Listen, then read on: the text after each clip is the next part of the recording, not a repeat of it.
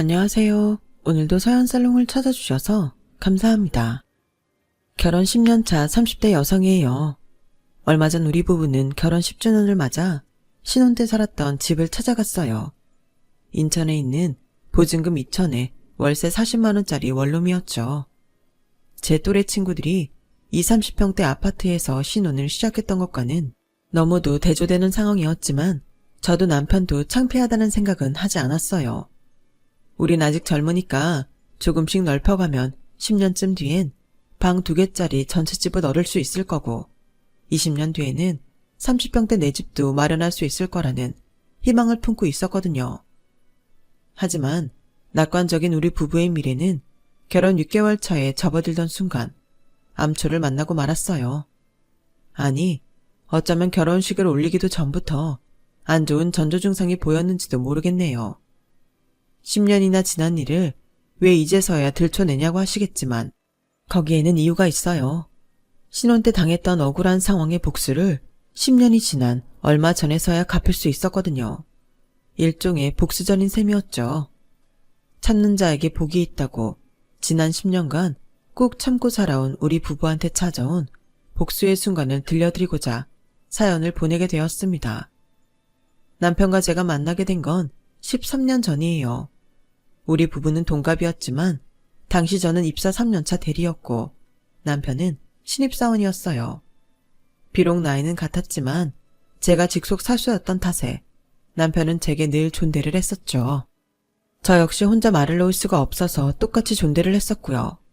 그런데 그거 아세요? 나이가 같으면 쉽게 친해질 수 있을 거라고 생각하지만 직급이 다른 상황에선 정말 서로가 불편한 상황이 된다는 걸요. 남편과 제가 그랬어요. 회사에서 가장 자주 보고 가장 많은 시간을 보내는 사이였지만 우리 두 사람은 누구보다 대면대면한 사이였어요. 업무 외적인 말은 절대 안 하고 밥도 늘 따로 먹고 야근을 할 때도 말 한마디 없이 죽어라 일만 하곤 했거든요. 대개 사수들은 부하 직원한테 따끔한 질책도 하지만 가끔은 밥이나 술을 사주며 당근과 채찍을 번갈아 사용하기 마련인데 저는 그 어떤 것도 하지 않았어요. 그렇다 보니 회사 사람들이 제 남편을 보고 사수복이 없다는 말들을 하곤 했죠. 그러던 어느 날이었어요. 회식을 하던 중에 전화를 받으러 잠깐 밖에 나갔다 왔는데 저희 부서 사람들이 있던 룸에서 큰 소리가 나더라고요. 한 선배가 제 남편을 위한답시고 사수인 제 욕을 했는데 남편이 그 말에 발끈해서 대들더라고요. 김 대리님이 윤세아 대리님에 대해 뭘 안다고 그러세요? 말끝마다 저보고 사수복 없다고 하시는데 제가 보기엔 저처럼 사수복 많은 놈도 없다고 생각합니다. 누구처럼 부하 직원한테 자기 업무 떠넘기지도 않고 쓸데없이 시간 질질 끌면서 밤 늦게까지 야근시키는 일도 없고요. 무엇보다 빠른 시간 내에 회사에 적응할 수 있도록 업무도 제대로 가르쳐 주시니까요. 저를 두둔하려고 했던 남편의 말에 김대리가 버럭 소리를 쳤어요. 야, 이 새끼야. 너 지금 나 들으라고 돌려가게 하는 거지? 이 새끼가 이제 보니까 지 사수랑 똑같이 싸가지 없는 종자였네? 그 사수의 그 부하 직원이었어. 네가 윤세아 믿고 까부는 모양인데 너 라인 잘못 탔어. 네 사수가 얼굴 좀 반반하고 벗겨놓으면 쓸만한 앤지는 몰라도 네 회사 생활에는 하등 도움이 안 된다는 걸 알아야지. 왠지 알아? 우리나라에선 여자는 결혼하면 회사에서 아웃이니까. 그런데 걔가 밑에 사람 끌어줄 여유가 있겠냐? 너 끈 떨어진 연 되는 건 시간 문제라고. 김대리의 말에 남편은 주먹을 날렸고 순식간에 회식 자리는 싸움판이 되었어요. 그 일로 김대리는 제 남편을 고소하겠다고 길길이 날뛰었고 그 바람에 신입사원이었던 제 남편은 회사에서 곤란한 처지가 되고 말았어요. 신입이 대리를 때렸으니 오죽하겠어요. 통장에 월급이 들어올 때마다 학자금 대출이며 각종 비용으로 싹 빠져나가는 처지였던 남편으로서는 위기의 상황이었죠. 그런데도 제 앞에서는 아무 일 없는 것처럼 꿋꿋하게 버티는 걸 보니 더 미안했어요. 경훈씨, 왜 그랬어요? 내가 사수로서 경훈씨한테 잘해준 것도 없는데 뭐하러 내 편을 드느라 이런 꼴까지 당하냐고요. 제 물음에 한참 동안 입을 다물고 있던 남편은 흐릿하게 웃으며 말했어요. 저도 여동생이 있거든요. 제 여동생이 회사에서 김대리 같은 놈한테 그런 말을 들으면 못 참을 것 같아요.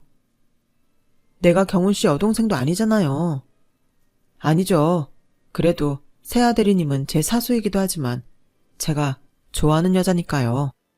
느닷없는 고백에 할 말을 잃은 저는 눈만 꿈뻑이고 있었어요.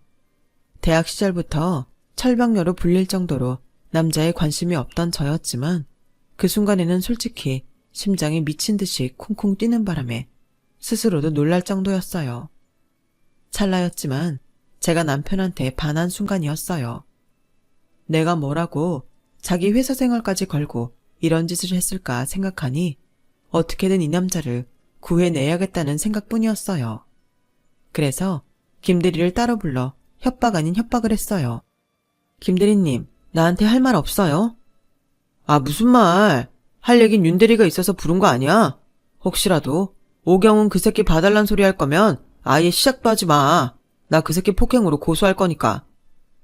김대리는 큰 소리를 떵떵 치며 기선 제압을 하려 들었어요. 그래요. 고소하세요. 근데 나도 너 고소하려고요. 그동안 네가 내 톡으로 보냈던 음란한 문자랑 탕비실에서 성희롱했던 거 싹 다 걸어서 소송하고 윤리위원회에 보낼 예정입니다. 그날도 나 자리 비운 사이에 오경훈 씨 앞에서 날 두고 성적 희롱하는 말 했던 거 기억하죠? 오경훈 씨가 김대리님한테 주먹 날린 이유가 그거였으니까. 뭐 그쪽이 폭행으로 고소 진행하면 그쪽 법정에서도 얘기 나올 거 아니에요. 그럼 내 소송권에도 유리하겠네요. 그럼 우리 법정에서 봐요. 아, 윤리위원회 통해서 성추행 사실 밝혀지면 김 대리님도 회사 다니기 힘들겠네요. 나이도 있으신데 하루속히 구직 사이트 찾아보셔야겠어요. 방금 전까지 기세 등등하던 김 대리는 제 반격에 오히려 제 바지가랑이를 붙잡고 싹싹 비는 상황으로 변했고 제가 소송을 안 하는 조건으로 제 남편 소송을 포기하겠다고 약속했어요. 그리고 사내에서 제 남편이 불이익을 당하지 않도록 그날 일은 자신이 취기에 먼저 도발해서 벌어진 일이라고 공개적으로 사과를 하는 선에서 사건은 일단락되었어요. 지옥에 떨어질 뻔한 순간에 극적으로 기사회생한 남편은 제게 달려왔어요. 윤 대리님, 정말 감사합니다. 그동안 무심한 척했지만 저 사실 속으로 바짝 쫄아있거든요. 당장 회사 잘리면 학자금 대출금도 그렇고 걱정이 태산이라서요. 제가 주제넘게 버린 행동 때문에 대리님한테 폐만 끼쳤어요. 죄송해요. 김 대리를 통해 상황을 전해들었는지 남편은 몇 번이나 고맙다는 인사를 했어요. 아니에요. 이게 다 저 감싸주려다 일어난 일이잖아요. 저만 도움받고 입 닦을 순 없죠. 게다가 그동안 김 대리님 때문에 스트레스 받는 일 많았는데 용기가 없어서 참고 있었어요. 경훈 씨 덕분에 더는 김 대리님 때문에 피곤할 일도 없어졌으니 오히려 제가 더 고맙죠. 남편은 괜찮다는 제게 굳이 밥을 사겠다고 졸랐고 결국 그 주 주말에 밖에서 만나기로 했어요. 회사 안에서 정장을 입은 모습만 보다가 캐주얼 차림을 한 남편을 보니 새삼 새롭더라고요. 그래서 그런가 마치 남자친구랑 데이트를 하러 나온 기분이 들더군요. 날씨도 화창하고 마침 저희가 갔던 지역이 연인들이 많이 찾는 데이트 코스라서 더 그랬는지도 모르겠네요. 벚꽃길을 나란히 걷는데 괜히 심장이 두근거려서 혹여 밖에까지 들리는 게 아닐까 걱정돼서 혼났어요. 더군다나 이미 남편한테 고백까지 받은 상황이라 둘이서 사적으로 시간을 보내는 게 어색해 미칠 지경이었죠. 그런데 이상하게 싫지는 않았어요. 오히려 들뜨고 설레더라고요. 그렇게 싱숭생숭한 마음으로 주말을 보내고 월요일에 출근을 했는데 이상하게 남편이 평소랑 다르게 느껴지는 거예요. 부하 직원이 아닌 남자로 보이기 시작한 거죠.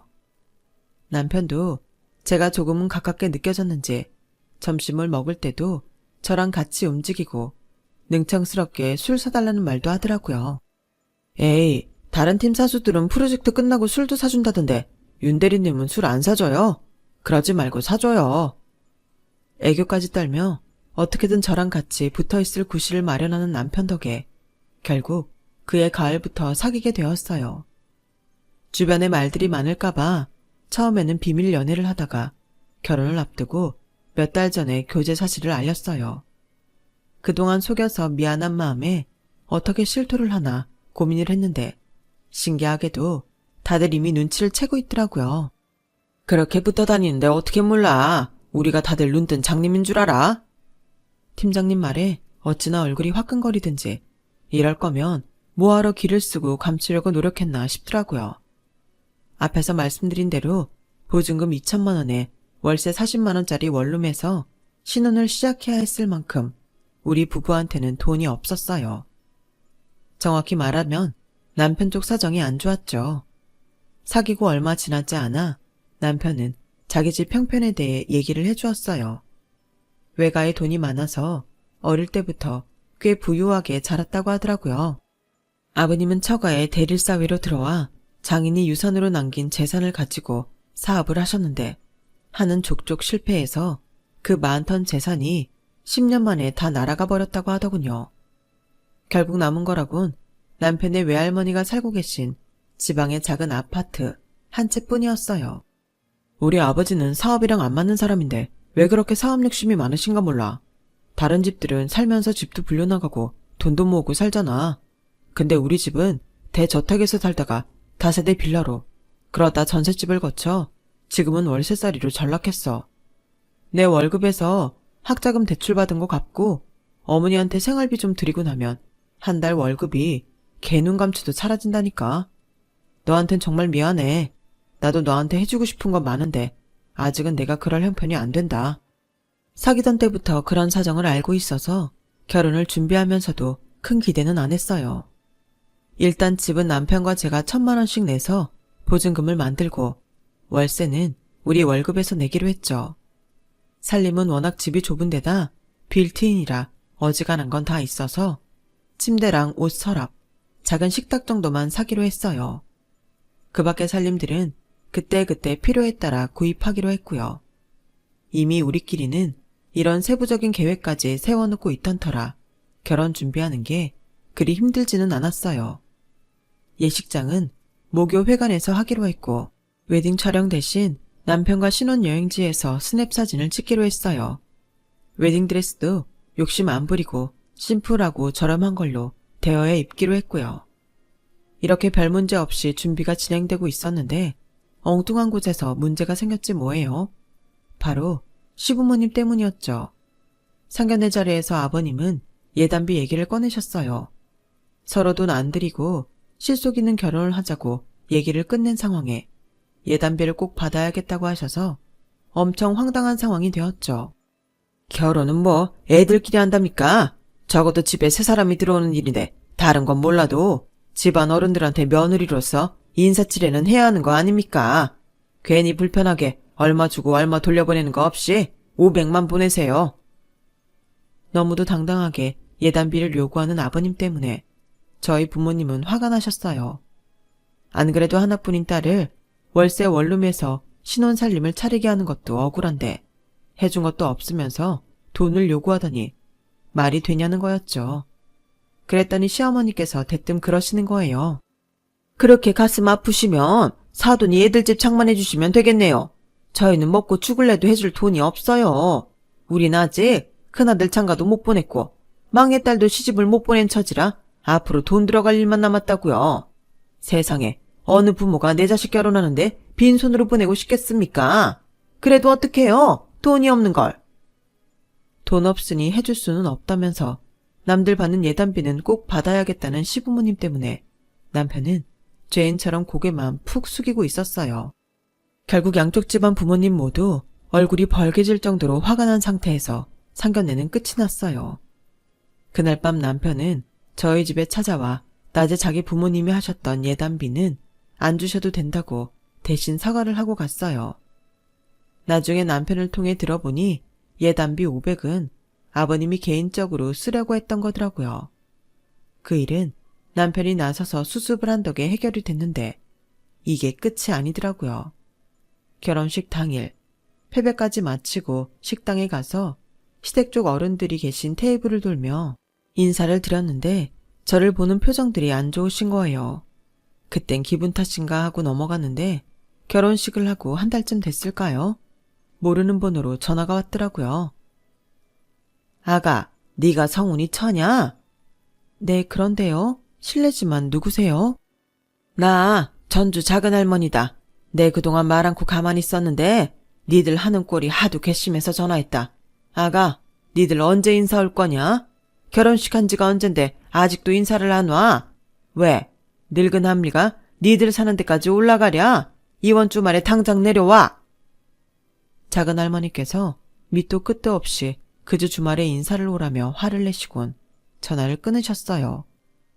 평소 남편을 통해 이 얘기를 들었던 것도 아니고 결혼식 당일에 처음 뵈었던 분인데 전주까지 오라고 하시니까 솔직히 그렇게까지 해야 하나 싶더라고요. 그리고 전화를 하시려거든 제 남편한테 하실 일이지 굳이 저한테 하신 것도 좀 찜찜했고요. 작은할머니가 전화를 하셨다고? 근데 왜 자기한테 하셨을까? 몰라. 내 얘기는 듣지도 않으시고 이번 주말에 전주를 내려오라고 하내시곤 바로 끊으셨어. 근데 내 전화번호는 어떻게 하신 거지? 혹시 자기가 알려드렸어? 아니, 예림이가 가르쳐드렸나? 여기서 예림이는 남편 여동생이에요. 남편과 저는 주말에 전주에 내려가야 하나 말아야 하나를 두고 고민을 했어요. 그러다 그래도 집안 어른이신데 내려가기로 했죠. 작은할머니께서는 큰아들 내외랑 함께 살고 계신데 직접 가보니 집도 넓고 집안에 온통 고가의 가구를 두고 사시는 게 한눈에 봐도 형편이 좋으신 것 같았어요.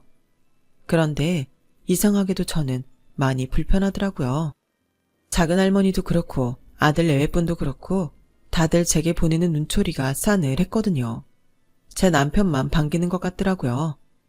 결혼하고 처음 인사드리러 오는 자리인데 대개 경우는 그 집에 새로 들어온 사람한테 예의상이라도 잘해주기 마련이잖아요.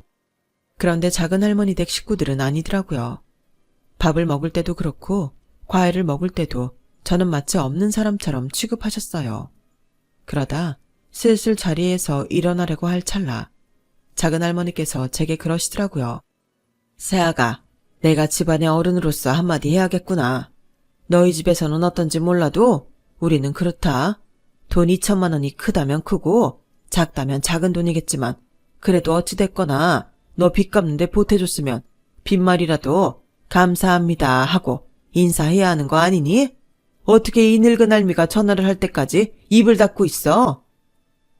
네? 제 빚을 갚아주셨다고요? 저는 빚진 적이 없는데요.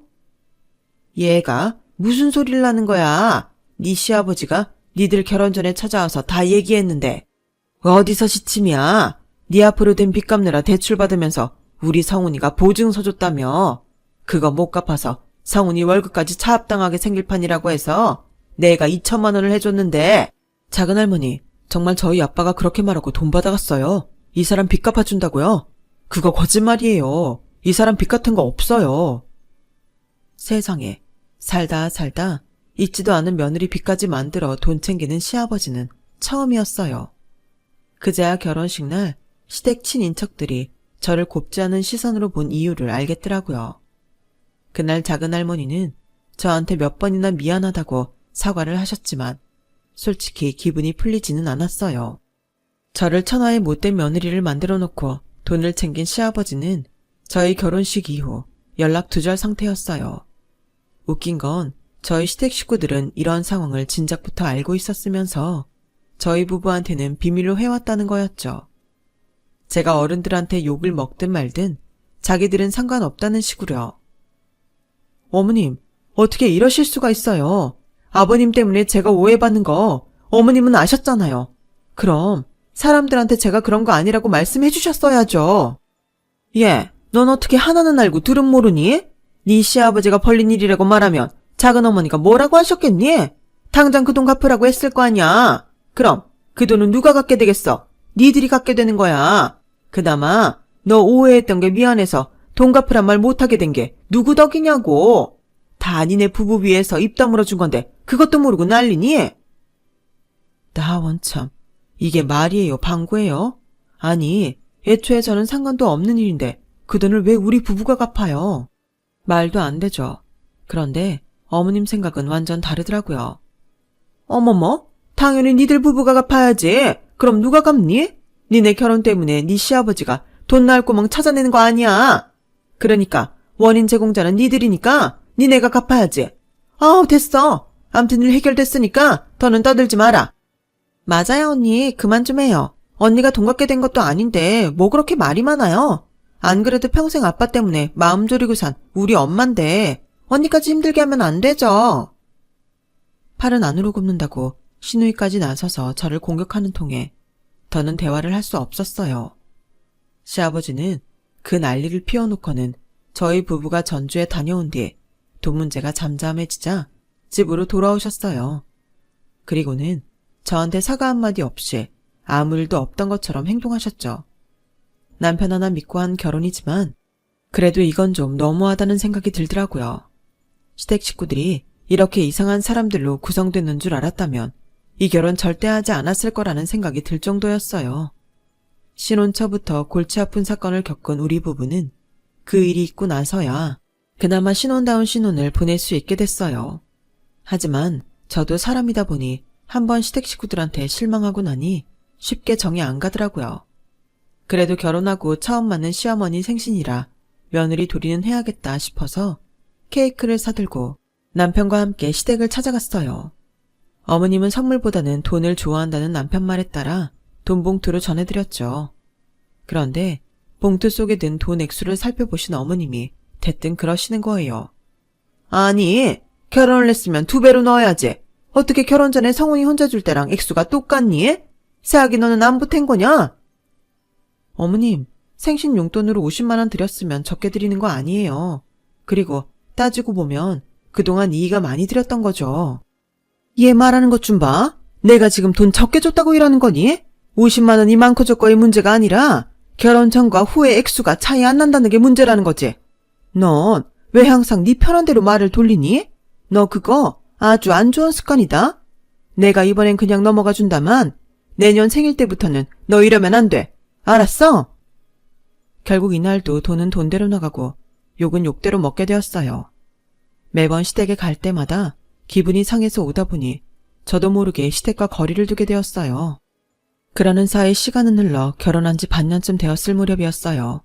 시어머니 호출을 받고 시댁에 갔는데 제 남편 카드 명세서가 식탁 위에 놓여 있더라고요. 남편이 결혼 전에 생활 비용으로 쓰시라고 어머님께 드린 카드였죠. 저희가 결혼한 뒤에는 어머님이 사용을 안 하고 계셨는데 그래도 카드 정지를 해놓지 않아서 명세서는 오는 모양이었어요. 어머님, 아직 이 카드 사용하세요? 니들 결혼하고부터는 안 쓴다? 왜? 내 말 못 믿겠니? 명세서라도 보여주랴? 에이, 아니에요. 제가 굳이 명세서까지 살피지 않은 이유는 어머님이 카드를 사용하시면 그 승인 내역이 남편한테 문자 전송되기 때문이었어요. 아직까지 사용 내역 문자가 오지 않는 걸로 봐서는 안 쓰신다는 말이 거짓은 아니란 얘기였어요. 그런데 며칠 뒤 회사에서 남편과 함께 점심을 먹는데 남편 휴대폰으로 카드론 대출 승인 문자가 날아온 거예요. 자그마치 3천만 원이나요. 여보, 이거 뭐야? 자기 카드론 받았어? 아니야, 나 이 카드 안 쓰잖아. 어머니가 가지고 계신 카드야. 설마 어머니가 카드론 받으신 건가? 밥을 먹다 말고 어머님께 전화를 했어요. 그런데 안 받으시더라고요. 점심시간이 끝나고도 저랑 남편이 번갈아 어머님께 전화를 해댔더니 몇 시간 뒤에서야 전화를 받으시더라고요. 어머님과 통화를 마친 남편은 얼굴이 흑빛이 되었어요. 자기야, 어머님이 뭘 하셔? 카드론 받으셨대? 아, 진짜 나 정말 미치겠다. 형이 사채까지 끌어다 주식 투자를 했는데 그 바람에 5천만 원이나 날렸다나 봐. 그거 못 갚아서 집에 차압 들어온다고 난리쳐서 내 카드로 카드론 받았대. 말도 안 돼. 당장 카드론 취소해. 자기가 직접 카드사로 전화하면 되잖아. 이미 늦었어. 카드론 들어온 계좌에서 돈 빼서 사채비 갚았대. 자기 계좌에서 어떻게 돈을 마음대로 빼가? 설마 현금 카드도 어머님한테 드린 거야? 남편은 축 처진 어깨로 고개를 끄덕였어요. 결혼 전 남편이 매달 어머님께 생활비를 보내드리던 통장 카드였는데 카드 대금을 그 통장에서 빠져나가게 해놨었나 봐요. 그땐 남편이 부모님과 함께 살 때였으니까 편의상 그렇게 해두고 썼던 건데 그게 이렇게 큰 문제를 야기시킬 줄은 몰랐던 거죠. 그럼 자기 형한테 전화해서 돈 달라고 해. 형 낮에 그 돈 빼가고 잠수 탔대. 직장도 지난달에 퇴사했고 아예 전화도 안 받는데. 아, 미치겠네. 그 말을 듣는데 정말 손가락이 바들바들 떨리더라고요. 정말 당장 달려가서 멱살이라도 쥐고 한바탕 하고 싶은 마음이었어요. 가까스로 화를 누르며 퇴근 시간까지 버틴 저는 퇴근하자마자 남편과 함께 시댁으로 달려갔어요. 어머님, 정말 저희한테 왜 이러세요? 왜 제 남편 카드로 대출을 받아주신 거예요? 그럼 어쩌냐? 내 아들 신용불량자 만들 수는 없는 노릇인데 니들은 둘이 버니까 금방 갚을 수 있잖아. 아니, 그걸 왜 저희가 갚아요? 아주버님이 쓴 돈이니까 아주버님이 갚아야죠. 저희 가진 돈 없는 거 어머님도 아시잖아요. 오죽하면 신혼집도 원룸 월세로 살겠어요. 저희 보증금 2천짜리 월세집 살아요. 그런데 무슨 수로 3천만 원을 갚냐고요. 그러자 신우이가 대뜸 그러는 거예요. 언니 결혼하기 전에 친정 엄마한테 그간 모아둔 결혼자금 맡기고 왔다면서요. 이자 놔달라고요. 결혼식 때 언니네 이모가 하는 말 들었어요. 그 돈 찾아서 갚으면 되겠네. 아가씨, 그걸 말이라고 해요? 그리고 내 돈을 왜 남의 빚 갚는 데 써요? 말도 안 되는 소리 하지 마세요. 너 정말 독한 애구나. 수중에 돈이 있으면서 네 돈 쓰기 아까워서 손바닥만한 원룸에 사니? 암튼 우린 그 돈 못 갚아줘. 돈이라곤 먹고 죽을 애도 없어. 너무 황당하고 어이가 없어서 저는 그 돈 안 갚아주면 이혼도 불사하겠다고 맞서곤 남편과 함께 시댁을 나왔어요. 이혼까지 거론하며 큰 소리는 쳤지만 결국 그 돈을 우리가 갚게 되리라는 건 알 수 있었어요. 사실 제가 친정에 맡긴 돈은 나중에 전세로 넓혀갈 때 쓰려고 남편과 상의 끝에 이자를 놓은 돈이었어요. 그런데 그 돈으로 엉뚱한 사람 빚을 갚게 되다니 피가 거꾸로 솟는 것 같더라고요. 남편 명의로 된 카드로 벌어진 일이니 시댁에서 안 갚아주면 별 수 없이 우리가 갚아야 되는 거니까요. 정말 그때는 남편도 꼴 보기 싫을 정도로 화가 나더라고요. 이 사람 잘못이 아닌 건 아는데도 어쩌겠어요. 그런데 다음날 아버님이 회사로 찾아오셨더라고요. 아버님은 미안하다시며 제 손에 땅 문서를 건네주셨어요. 당장 팔아봤자 돈은 안 되겠지만 그래도 한 10년 묵혀두면 그래도 돈 3천은 안 되겠냐시면서요. 그때는 이깟게 무슨 소용이냐 싶었는데 10년이 지난 지금 아버님 말씀대로 목돈이 되긴 됐더라고요. 주변에 아파트 단지가 들어서면서 상권까지 조성되는 바람에 각종 세금 떼고 2억이 조금 안 되게 차액을 남길 수 있었어요. 그런데 저희가 아버님이 주신 땅을 팔아 억대 차액을 남기자 그동안 연락도 끊고 살던 시댁 식구들이 찾아왔더라고요. 네 시아버지가 그렇게 나를 고생을 시키더니 그래도 염치는 있어서 유산으로 땅은 남기고 가셨구나. 일단 땅 판 돈 큰애 계좌로 보내라. 어머님, 무슨 말씀이세요? 그걸 왜 아주버님 계좌로 보내요? 그 땅 저희 거예요. 기억 안 나세요? 10년 전에 아주버님이 우리 그이 카드로 대출받아 쓰곤 나 몰라라 했던 거? 그때 아버님이 3천만 원 대신 그 땅 문서 저희한테 주신 거라고요. 그 휴지 조각 같은 걸 10년이나 품어뒀다가 억대 땅 만든 건 우리라고요. 그리고 아주버님, 사람이 양심이 있어야죠. 동생 카드로 돈 뺏쓰곤 연락도 끊고 살았으면서 무슨 염치로 여길 와요? 참, 낯짝도 두꺼우시네요. 어쩜 하나같이 그 집 식구들은 그렇게 뻔뻔한지 모르겠네요. 제 남편만 돌연변이 같아요. 어떻게 그런 집에서 제 남편처럼 성실하고 착한 사람이 나왔나 모르겠네요. 암튼 우리 아버님 살아계실 때 일찌감치 땅 명의 이전까지 마치고 적법하게 땅 판 거니까 돈 받고 싶으시면 소송을 걸든 경찰을 부르든 마음대로 하세요. 어차피 안 될 테지만. 그리고요, 우리 그냥 살던 대로 살아요. 그간 얼굴 안 보고도 잘 살았잖아요. 우리 그이도 자기 부모 형제한테 안 시달리니까 이제야 좀 사람 사는 것 같다고 하더라고요. 남의 인생 함부로 훼손하고도 뻔뻔하게 돈은 챙기겠다는 심보 역겨우니까요. 제발 얼굴 보지 말고 살자고요. 저는 그 길로 시댁 식구들을 집에서 내쫓았어요. 그러자 남편한테 전화해 땅 판 돈 나눠달라고 사정사정했던 모양인데 남편도 딱 잘라 거절해버렸어요. 가족이라는 이름으로 자신의 발에 무거운 족쇄만 지우는 사람들한테 오만정 다 떨어졌다면서요. 결혼 10년 차에 방 2개짜리 전셋집으로 이사가는 게 목표였는데 10년 묵힌 땅 덕분에 목표 초과 달성을 하게 될 것 같아요. 저희가 내 집 장만에 성공했거든요.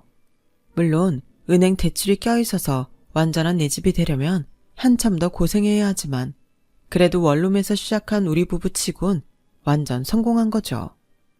고생 끝에 낙이 온다고 이제 우리 가족은 인생의 낙을 누릴 생각입니다. 저희 정도면 그럴 자격 있는 거겠죠? 지금까지 제 사연을 들어주셔서 감사합니다. 들어주신 분들도 인생 대박 나시고 건강하세요. 여러분, 사연 댓글에 응원과 현명한 조언 부탁드려요. 좋아요와 구독은 저에게 큰 힘이 됩니다. 오늘도 좋은 일 가득하세요.